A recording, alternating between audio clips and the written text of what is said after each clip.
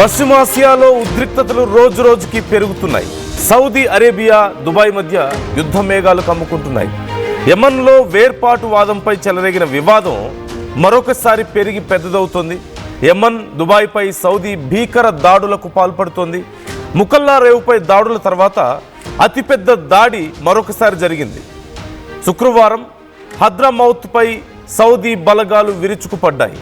సౌదీకి మద్దతుగా రంగంలోకి national shield forces కూడా దిగాయి. యెమన్లో అంతర్యుద్ధంతో మరొకసారి సంక్షోభం దిశగా ఆ ప్రాంతాలు వెళ్తున్నట్లుగా కనిపిస్తోంది. వరుస దాడులకు సౌదీ పాల్పడడం పట్ల ఇప్పుడు గల్ఫ్ దేశాలు ఆందోళన వ్యక్తం చేస్తున్నాయి. యెమన్లో పరిస్థితులు రోజు రోజుకి దిగజారుతున్నాయి. ఇప్పటికే హౌతీలతో అంతర్గతంగా నానా గందరగోళం జరుగుతుంటే ఇప్పుడు సౌదీ దాడులతో మరొకసారి తీవ్ర అంతర్యుద్ధ పరిస్థితులు, అంటే గల్ఫ్ దేశాల మధ్య పరిస్థితులు మరింత దిగజారిపోయే అవకాశాలు ఉన్నాయని చెప్తున్నారు.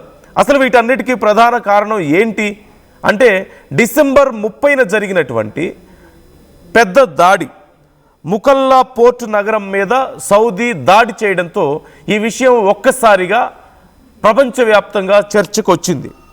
యుఏఈ దీన్ని ఇప్పటికే పలుసార్లు ఖండించింది. అయితే ప్రధానంగా యెమన్లో హౌతీలను అణిచివేయాలని, తమకు అనుకూల ప్రభుత్వాన్ని ఏర్పాటు చేసుకోవాలని సౌదీ ఎప్పటి నుంచో ప్రయత్నాలు చేస్తుంది. కానీ యుఏఈ నెమ్మదిగా అక్కడ పట్టు బిగిస్తూ వస్తుంది. ప్రధానంగా అక్కడ సదరన్ ట్రాన్సిషనల్ కౌన్సిల్ అనేటువంటి ఒక వేర్పాటువాద సంస్థ ఉంది, ఒక రెబల్ గ్రూప్ అని చెప్పవచ్చు. ఈ సంస్థకి యుఏఈ మద్దతుగా నిలబడుతోంది అని సౌదీ చాలా రోజుల నుంచి ఆరోపణలు చేస్తుంది. ఫ్రమ్ ఆల్మోస్ట్ 9 ఇయర్స్ నుంచి ఈ రకమైనటువంటి ఆరోపణలు అనేక సందర్భాల్లో సౌదీ చేసింది. యుఏఈ మద్దతు ఇస్తుంది ఈ గ్రూప్కి, దీనివల్ల యెమన్లో అనవసరమైనటువంటి గందరగోళం జరుగుతుంది, అక్కడ ఆయుధాలను సప్లై చేస్తుంది అని చెప్పేసి సౌదీ ఎన్నో ఆరోపణలు చేసింది. కానీ యుఏఈ కొట్టిపారేస్తూ వచ్చింది.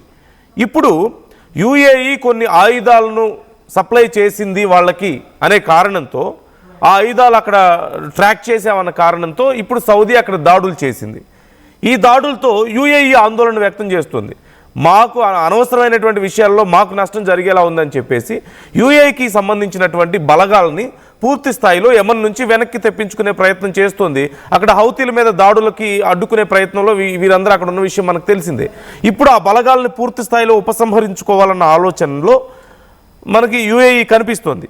సో ఇప్పుడు పూర్తిగా నిజంగానే ఉపసంహరించుకుంటారా అనే ప్రశ్న. ఉపసంహరించుకుంటే సౌదీ మరొకసారి తన పట్టు బిగించే ప్రయత్నం చేస్తుంది.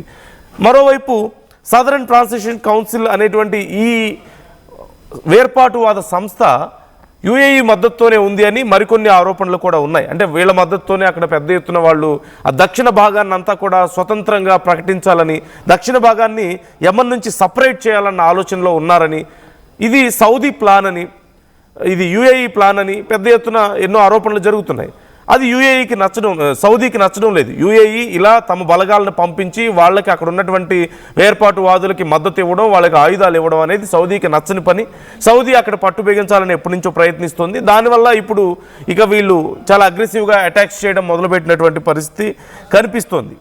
మరి ఇప్పుడు గల్ఫ్ దేశాలు ఆందోళనలో ఉన్నాయి. మరోవైపు అంటే అంతర్గతంగా ఈ గల్ఫ్ దేశాల మధ్యలో ఇలాంటి ఒక ఉద్రిక్త పరిస్థితులు రావడం, దాడులు చేసుకోవడం, ఒకరి మీద ఒకరు చాలా గందరగోళ పరిస్థితికి దారితీస్తున్నాయి.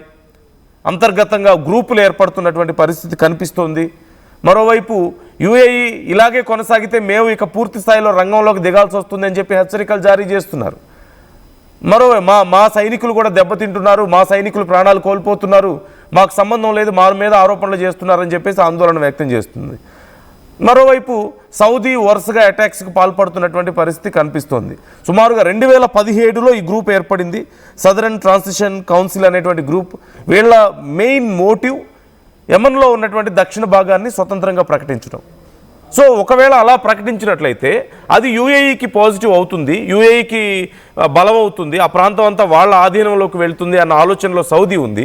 సౌదీకి ఆ విషయం నచ్చడం లేదు. అందుకని ఇప్పుడు వరుసగా ఇన్ని రోజుల నుంచి ఆరోపణలతో సరిపెట్టి ఇప్పుడు ఆయుధాలు కూడా సప్లై చేస్తున్నారన్న కారణంతో డైరెక్ట్గా అటాక్కి దిగినటువంటి పరిస్థితి కనిపిస్తుంది.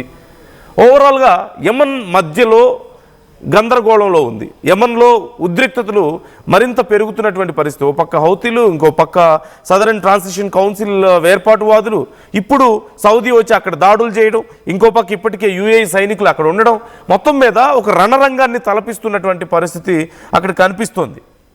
గల్ఫ్ దేశాలన్నీ ఇప్పుడు గందరగోళంలో ఉన్నాయి, ఏం చేయాలని ఆలోచిస్తున్నటువంటి పరిస్థితి. మరోవైపు భారతదేశం కూడా ఈ విషయంలో కొంత ఆందోళన వ్యక్తం చేస్తుంది. ఎందుకంటే గల్ఫ్ దేశాల్లో భారతీయులు చాలా ఎక్కువ మంది సెటిల్ అయి ఉన్నారు. స్కిల్డ్ అన్న అన్స్కిల్డ్ లేబర్ చాలా పెద్ద ఎత్తున అక్కడ ఉన్నారు, కొన్ని లక్షల మంది. మరి వాళ్ళందరి పరిస్థితి గురించి భారతదేశం ఇప్పుడు ఆందోళన వ్యక్తం చేస్తుంది. వాళ్ళందరి అక్కడ ఉన్నటువంటి వాళ్ళ రక్షణ గురించి ఇప్పుడు ఆందోళన వ్యక్తం చేయాల్సినటువంటి పరిస్థితి కనిపిస్తోంది. సో ఈ పరిస్థితి ఎప్పటిలోపు అదుపులోకి వస్తుందనేది ఎవరూ తెలియడం లేదు. మరోవైపు ఇరువైపులా మంచి సంబంధాలు కలిగి ఉంది భారత్, అటు యుఏఈతోనూ ఇటు సౌదీతోనూ. ఈ నేపథ్యంలో ఎవరికి ఏమీ చెప్పలేని పరిస్థితి, అలాగని ఎక్కడ ఇన్వాల్వ్ అవ్వలేని పరిస్థితి కనిపిస్తుంది. భారత పౌరుల గురించి ఆందోళన వ్యక్తం చేయడం తప్ప, వాళ్ళని జాగ్రత్తగా చూసుకోవాలని చెప్పేసి ప్రయత్నాలు చేయడం తప్ప ఎవరికి మద్దతు ఇవ్వడం కానీ ఎవరిని వ్యతిరేకించడం కానీ చేయలేని పరిస్థితుల్లో భారత్ ఉంది. కేవలం భారత పౌరుల యొక్క సంక్షేమం మాత్రమే, అక్కడ క్షేమం మాత్రమే కాదు, ముఖ్యంగా ఆయిల్ ఇంపోర్ట్స్ మీద కూడా చాలా తీవ్రమైనటువంటి ప్రభావం చూపించే అవకాశాలు కనిపిస్తున్నాయి. రష్యా నుంచి మనం భారీ ఎత్తున ఆయిల్ ఇంపోర్ట్స్ ఉన్నప్పటికీ కూడా ఇటు గల్ఫ్ దేశాల నుంచి కూడా భారత్ అదే స్థాయిలో ఇంపోర్ట్స్ చేసుకుంటూ వస్తుంది. ఇప్పుడు అక్కడ ఉన్నటువంటి ఉద్రిక్త పరిస్థితుల కారణంగా ఆయిల్ ఇంపోర్ట్స్ మీద ఎఫెక్ట్ చూపించే అవకాశం ఉంది. ఇంపోర్ట్స్ తగ్గే అవకాశం ఉంది, at the same time prices భారీగా పెరిగే అవకాశం ఉంది అని చర్చలు జరుగుతున్న నేపథ్యంలో మరొకసారి రష్యాతో ఇప్పటికే భారత్ ఈ కాన్ఫ్లిక్ట్స్ తగ్గే వరకు ఏదైనా అత్యవసర పరిస్థితి వస్తే రష్యా నుంచి సపోర్ట్ తీసుకునే విధంగా చర్చలు జరుపుతున్నట్లుగా తెలుస్తోంది. అయితే ఇలా జరపాలంటే మరోవైపు యుఎస్ఏకి కోపం వచ్చే అవకాశం ఉంది, అమెరికాకి ఈ విషయం నచ్చదు. సో మొత్తం మీద భారత్కి కూడా ఇది చాలా క్లిష్టమైనటువంటి పరిస్థితిగానే మనం చూడాలి. సో ఇప్పుడు భారత్ ఏం చేయబోతుంది, ఈ విషయంలో ఎలా ఈ విషయాన్ని డీల్ చేయబోతోంది మన విదేశాంగ శాఖ అనేది చాలా కీలకమైనటువంటి అంశం. సో ఈ విషయంలో మీ అభిప్రాయాలు ఎలా ఉన్నాయి? గల్ఫ్ దేశాల్లో ఉన్నటువంటి ఉద్రిక్తతల మీద మీరేమనుకుంటున్నారు? ఓ పక్క సౌదీ, ఇంకో పక్క యుఏఈ, ఒక యుద్ధ వాతావరణం కనిపిస్తుంది. యమన్లో వరుస దాడులు కనిపిస్తున్నాయి. వేర్పాటువాదులు ఓ పక్క పెరిగిపోతున్నారు, మరో పక్క హౌతీలు దాడులు కొనసాగుతున్నటువంటి పరిస్థితుల్లో ఎటువైపు దారి తీసే అవకాశం ఉంది? భారత్ ఎలాంటి స్టాండ్ తీసుకోవాల్సిన అవసరం ఉందని మీరు అనుకుంటున్నారు? ఇరు దేశాలతోనూ మంచి సంబంధాలు కలిగి ఉంది, ఇరు దేశాలతోనూ ట్రాన్సాక్షన్స్ ఉన్నాయి. అట్ ది సేమ్ టైం భారతీయులు పెద్ద ఎత్తున అక్కడ ఉన్నారు. అన్ని రాష్ట్రాలు, ముఖ్యంగా దక్షిణ భారతదేశం నుంచి భారీ ఎత్తున అక్కడికి వెళ్ళి ఉన్నారు. సో వాళ్ళందరినీ జాగ్రత్తగా చూసుకోవాల్సిన అవసరం ఇప్పుడు ఖచ్చితంగా ఉంది. వాళ్ళ రక్షణ గురించి ఇప్పుడు భారత్ ఆందోళన వ్యక్తం చేస్తుంది. మరోవైపు ఇది ఎక్కడి వరకు దారి తీస్తుంది? పూర్తి స్థాయి యుద్ధానికి దారి తీస్తుందా? ఇప్పుడు గల్ఫ్ దేశాల్లో లేదంటే చాలా వరకు ముస్లిం కంట్రీస్ కూడా ఇప్పుడు విడిపోయే అవకాశం ఉంది. ఇది ఇలాగే కొనసాగినట్లయితే రెండుగా విడిపోయే అవకాశం ఉంది. ఇప్పుడిప్పుడే అన్ని దేశాలు ఇస్లామిక్ కంట్రీస్ అన్నీ కూడా ఒక తాటి మీదకి వస్తున్నాయని ఆనందం వ్యక్తం చేస్తున్న తరుణంలో ఇలాంటి పరిస్థితుల వల్ల ఇప్పుడు అంతర్గత యుద్ధాలు వచ్చి కంట్రీస్ అన్ని మళ్ళీ రెండు భాగాలుగా విడిపోతే తమకు నష్టం జరుగుతుందన్నటువంటి ఆందోళన. ఈ విషయంలో పాకిస్తాన్ కూడా ఇన్వాల్వ్ అవ్వాలని ప్రయత్నాలు చేస్తుంది. అంటే అక్కడ ఏదో పెద్దన్న పాత్ర పోషించాలి, న్యూక్లియర్ పవర్ కలిగినటువంటి దేశం, మేము అందరికంటే గొప్పవాళ్ళం అని చెప్పేసి అక్కడ ఏదో పెత్తనం చేయాలని చూస్తే వాళ్ళు కనీసం పట్టించుకోవడం లేదు అక్కడ పాకిస్తాన్. సో మొత్తం మీద ఓవరాల్గా గల్ఫ్ దేశాల్లో జరుగుతున్నటువంటి ఉద్రిక్తతలు ప్రపంచవ్యాప్తంగా చర్చనీయాంశం అయ్యాయి. ఇటు అమెరికా కానీ భారత్ కానీ చాలా క్షుణ్ణంగా వీటిని పరిశీలిస్తోంది. రష్యాకి ఇది ఖచ్చితంగా ఒక పాజిటివ్ సంకేతం. వాళ్ళ మార్కెట్ పెరిగేటువంటి అవకాశం ఉంది, ఆయిల్ ఎక్స్పోర్ట్స్ పెరిగేటువంటి అవకాశంగా దీన్ని మలుచుకోవడానికి రష్యా ప్రయత్నాలు చేస్తున్నటువంటి పరిస్థితి. ఒకవేళ భారత్కి అత్యవసరమైనా సరే రష్యా మీద డిపెండ్ అవ్వాల్సినటువంటి అవసరం ఉంటుంది, ఒకవేళ రేట్లు పెరిగినా లేదంటే ఇంపోర్ట్స్లో ఏదైనా సమస్య వచ్చినా సరే. మరోవైపు అక్కడ ఉన్నటువంటి భారతీయుల విషయంలో ఆ యుద్ధ వాతావరణం ఉన్నటువంటి ప్రాంతాల్లో ఉన్నటువంటి భారతీయుల గురించి కూడా భారత్ ఎప్పటికప్పుడు ఎంక్వైరీ చేస్తున్నట్లుగా తెలుస్తుంది.